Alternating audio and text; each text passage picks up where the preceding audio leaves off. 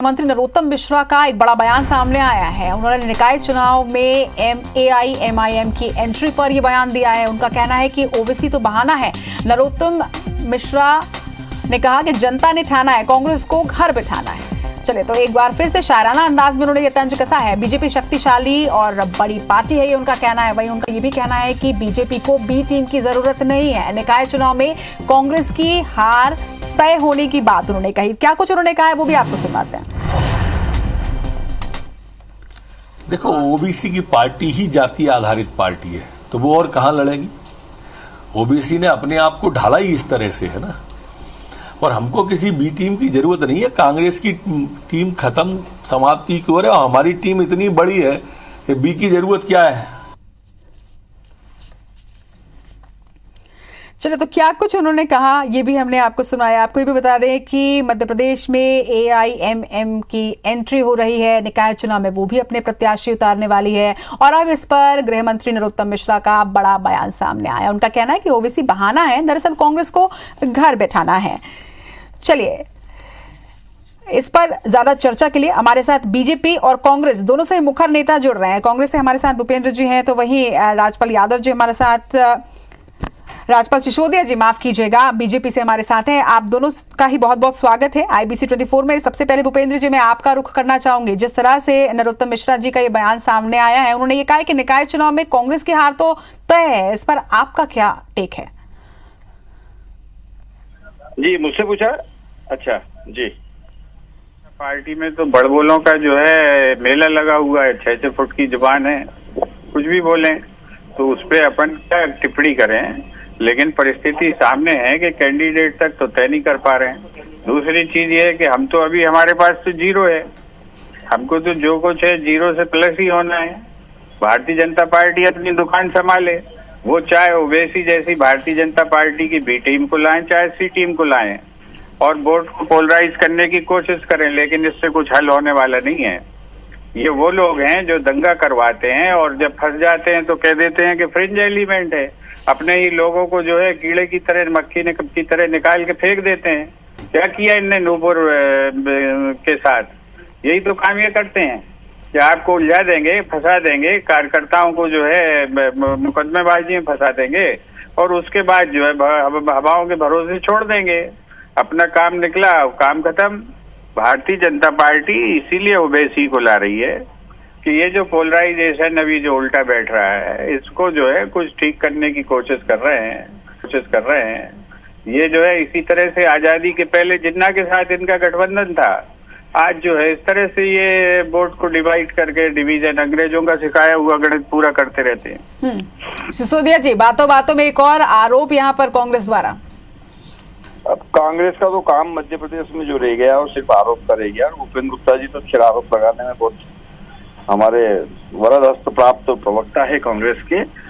मैं ये कहना चाहता हूं कि भारतीय जनता पार्टी ने सदैव से समाज में समरसता के साथ काम करने का काम किया है। हमने राजनीतिक क्षेत्र में एक विचार को लेके आए और उस विचार को सिद्ध करने के लिए हितग्राही मूलक योजनाओं के माध्यम से समाज के सभी वर्गों का उत्थान हो, ऐसी भावना के साथ हम काम कर रहे हैं। और जब हम ये काम कर रहे हैं तो हम फिर उसमें जाति पाति धर्म पंथ के आधार पर कोई योजना किसी के लिए नहीं होती है। हमारे यहाँ सर्वे भवन्तु सुखिना की कामना के साथ होती है। जहां तक आरोप लग रहा है ओवैसी के आने से और ओवैसी भाजपा की बीच, तो ये सब कांग्रेस का जो जनाधार इस वर्ग में से खिसकता हुआ दिख रहा है।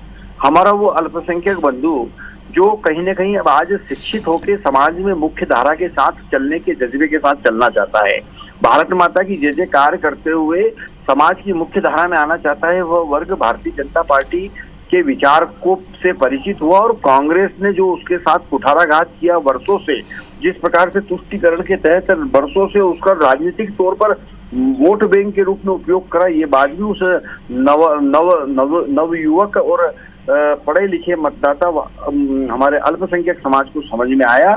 तो आज कांग्रेस जो है कुंठित है और आरोप लगाने का काम कर रही है। मध्य प्रदेश में जिस प्रकार से समय समय पे हम देखते हैं कि दिग्विजय सिंह जी आते हैं और नई नई बातें कह के जाते हैं, तो कहीं ना कहीं उससे भी जब कांग्रेस को बात बनती नहीं दिख रही, तो अब वो इस प्रकार से आरोप प्रत्यारोप लगाने का दौर कर रही है। जहां तक नरोत्तम मिश्रा जी के बयान का सवाल है, तो उन्होंने बहुत साफ सुथरी बात कही है। उन्होंने बहुत सीधे सीधी बात कही है कि अब कांग्रेस को जो थोड़े बहुत वोट मिलते थे, वो नहीं मिल जाती थी मध्य प्रदेश में, अब वो उससे भी वंचित हो जाएगी।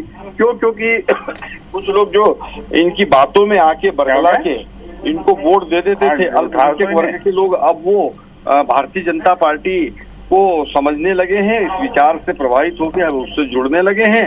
और कुछ लोग जो उनसे नहीं जुड़ पा रहे हैं भारतीय जनता पार्टी से, वो भी कांग्रेस से छिटक के ओबीसी के साथ जा रहे हैं। तो ये बहुत सीधा समीकरणों के गणित बताने का उन्होंने काम किया है।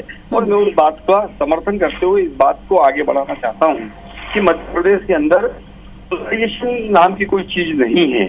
यहाँ कोई जातिगत आधार पर, धर्म मत के आधार पर कोई वोट का पोलराइजेशन नहीं होता है। यहाँ तो सदैव से मतदाता जागरूक रहा है और उस जागरूक मतदाता ने हमेशा से भारतीय जनता पार्टी या जो विकास करने वाली सरकार होती है उस सरकार के साथ होती है। और आज हमने मध्य प्रदेश की कायाकल्प करने का काम किया है। जिस प्रकार का मध्य प्रदेश 2003 में हमको मिला था, आज वह आत्मनिर्भर और स्वर्णिम मध्य प्रदेश की स्थिति में आकर खड़ा है। हमने जो काम किया है, लोगों की नंगी आंख से दिखने लगा है। उससे भूपेंद्र, जल्दी से आपका रिएक्शन में ले लूं अब सिसोदिया जी की इस बात पर। देखिए, ये जो है इन्होंने अभी दावा किया, बड़ी अच्छी बात है, बड़े शालीनता से सिसोदिया जी अपनी बात रख रहे थे जी। इन्होंने कहा कि इनकी पार्टी तो बस कल्याण मूलक योजनाओं पर काम करने में विश्वास करती है। ये कल्याण मूलक योजनाएं तो थी जिसमें 47 लाख लोगों की जान चली गई इस देश में। कितना कल्याण मूलक काम किया इन्होंने। कल्याण मूलक योजनाओं के तहत ही तो इन्होंने नकली जो है रेमडेसिविर के इंजेक्शन की फैक्ट्रियां डली मध्य प्रदेश में, और कल्याण मूलक योजनाओं के तहत ही जो है नकली प्लाज्मा बना, नकली दवाइयां सप्लाई की गई, अस्पतालों से दवाइयां चोरी हुई, कल्याण मूलक योजनाओं के तहत ही आज तक पकड़ी नहीं गई। और कल्याण मूलक योजनाओं के तहत ही जो है आदिवासियों को जो है जानवरों के खाने लायक चावल इन्होंने खिलाया। कितनी जबरदस्त कल्याण मूलक योजना है। तो ये बधाई के पात्र हैं कि इस तरह की कल्याण मूलक योजनाओं के बाद भी ये दावा करते हैं कि हम जो है चुनाव जीतेंगे। तो ऐसा दावा तभी किया जा सकता है जब या तो पेटियां पकड़ ली हो, या फिर जो है प्रशासन को सेट कर लिया हो, या फिर जो है अदरवाइज ये भविष्य वक्ता तो है नहीं। इतनी सारी परेशानियों कौन सी पार्टी जनता का कितना कल्याण कर रही है, जनता भी अपना कल्याण समझती है और निकाय चुनाव में निश्चित तौर पर जनता इसमें वोटों में असर भी दिखाएगी जरूर। आप दोनों इस चर्चा में जुड़े हैं, इसके लिए बहुत बहुत शुक्रिया आप दोनों का।